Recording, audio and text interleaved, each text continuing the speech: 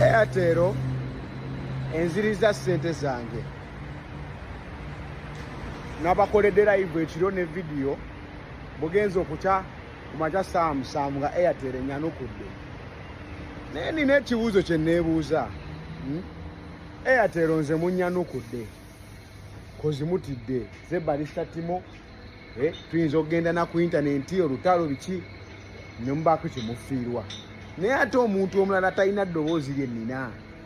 nze zange muzimpadde naye ate omuntu omulala ye mumukoze mutya because Airtel complaint zisoose ku nze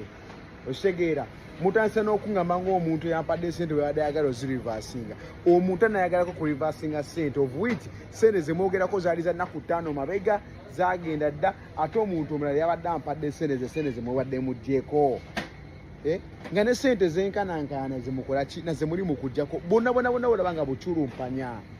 naye ekibuuzo kyange kiri nti bw'obanze balisa ttimu ezange bwenjogera ozimpa katoolo kadaama ali mu kiyumba ye bw'anaayogera eziza ani agenda ozimuwa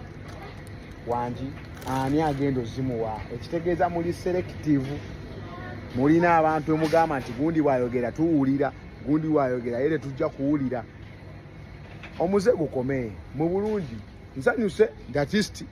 man respect nze ne mumpa sente zange ne muzinziriza naye ate senga abadde muntu mulala osanga teyandizifunye which is very sad and very worrying. So Airtel mwetereze